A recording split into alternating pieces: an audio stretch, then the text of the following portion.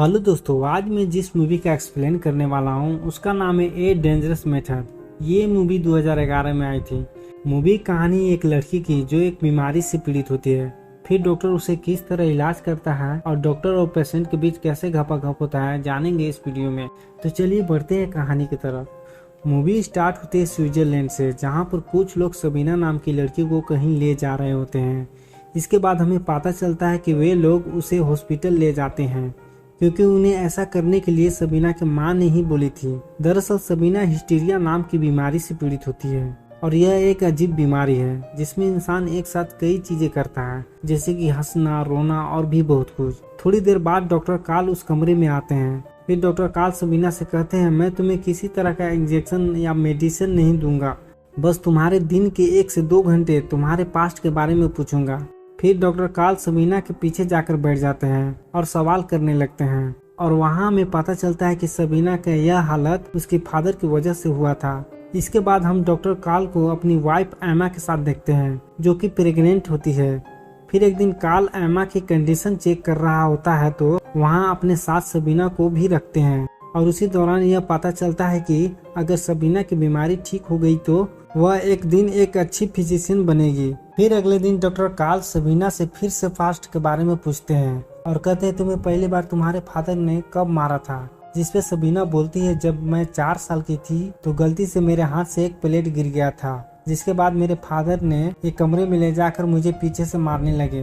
पहले तो मुझे बहुत दर्द हुआ, लेकिन बाद में मजा आने लगा। सबीना को यह पता था कि यह बहुत बुरी चीज है, पर सबीना को उसके फादर का पीछे से मारना बहुत अच्छा लगता था। जिसके बाद उसके फादर सबीना को कमरे में जाने के लिए बोलते थे तो वो बिना सवाल किए चुपचाप अंदर चली जाती थी। अब सबीना का बात सुनकर डॉक्टर कार्ल समझ जाता है कि इसी वजह से सबीना इस बीमारी के शिकार हुई है। ये कहानी यहीं पर शिफ्ट हो जाती है। हमें दिखाया जाता है 2 साल बाद का सीन, जहाँ पर डॉक्टर कार्ल अपनी वाइफ एमा के साथ डॉक्टर फ्रूट से मिलने जाते हैं, और वहाँ हमें पता चलता है कि सबीना का हालत पहले से ज्यादा अच्छी हो गई है। और डॉक्टर कार्ल के कहने पर सबीना एक मेडिकल स्कूल में नाम एडमिशन करवाती है। और आगे ये भी पता चलता है जिस मेथड से डॉक्टर कार्ल सबीना का इलाज किए थे वो मेथड दरअसल डॉक्टर फ्रूट का होता है। डॉक्टर फ्रूट बताते हैं कि जब मैं ये मेथड लोगों को बताया तो लोगों ने मेरा मजाक उड़ाया, और कुछ डॉक्टर यहाँ तक ये भी कहा कि ये काफी खतरनाक हो सकता है। इसके बाद डॉक्टर कार्ल सबीना से मिलने जाते हैं और कहते हैं, आज मैं डॉक्टर फ्रूट से मिला और तुम्हारे बारे में बताया, और ये भी कहा कि वो एक साइको एनालिस्ट बनना चाहती है।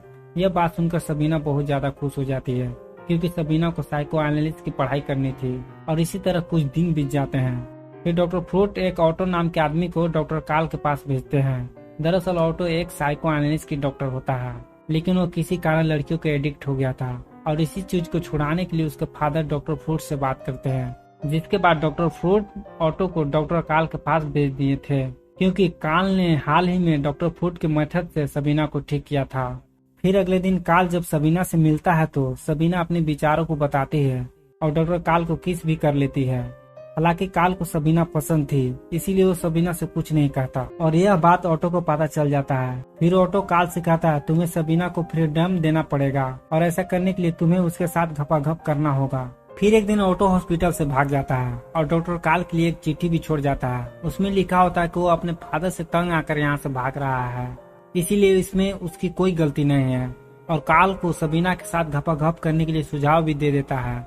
यह सब पढ़ने के बाद डॉक्टर कार्ल से रहा नहीं जाता और तुरंत उठकर वहाँ से सबीना के पास चले जाते हैं और उसके साथ पहली बार घपाघप करते हैं। ये सिलसिला काफी दिनों तक चलता है, और इसी दौरान सबीना कार्ल को पीछे मारने के लिए कई बार कहती है।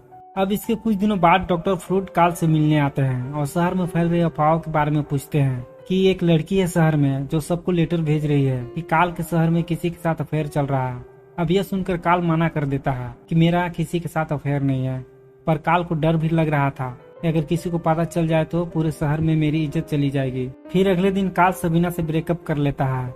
यह सुनकर सबीना फिर से हिस्टीरिया पेशेंट की तरह हरकत करने लगती है। फिर जब कार्ल घर आता है तो उसकी वाइफ एमा को शहर के अफवाहों के बारे में पता चल जाता है, जिससे एमा कार्ल से बात करना बंद कर देती है। फिर अगले दिन सबीना कार्ल के ऑफिस में आती है और उससे बताती है कि लेटर वाली बात सबीना की माँ को भी पता चल गई थी। जब उन्होंने कार्ल से इस बारे में पूछा तो कार्ल मना कर देता है कि सबीना मेरा पेशेंट नहीं है।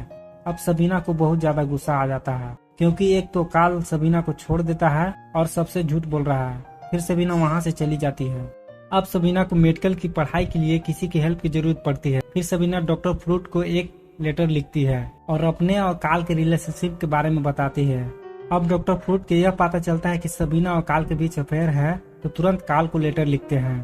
फिर काल का जवाब आता है कि हमारे और सबीना के बीच कोई अफेयर नहीं है, वह सिर्फ मेरी पेशेंट थी। फिर डॉक्टर फ्रूट काल की बातों पर यकीन कर लेता है और सबीना के एक लेटर लिखते हैं और कहते हैं तुमने मुझसे झूठ बोला है, इसलिए मैं तुम्हारी हेल्प नहीं कर सकता। फिर जब सबीना लेटर को पढ़ती है तो उसे बुरा लगता है और रोने लगती है। इसके बाद सबीना काल के पास आती है जो अपनी वाइफ के साथ दूसरे शहर में जा रहा था। अब सबीना डॉक्टर काल को अपने अफेयर के बारे में बताने के लिए कहती है, क्योंकि काल ऐसा नहीं करता है तो डॉक्टर फ्रूट उसकी हेल्प नहीं करेंगे। अब सबीना के बार बार जिद करने पर काल मान जाता है और डॉक्टर फ्रूट को एक लेटर लिखता है और सब सच सच बता देता है।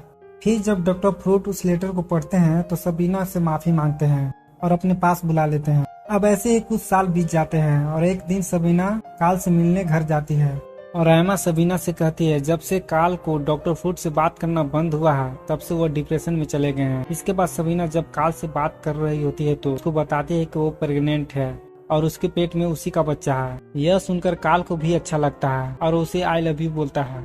फिर सबीना वहाँ से जाने लगती है और इसी तरह मूवी यहीं पर एंड हो जाती है।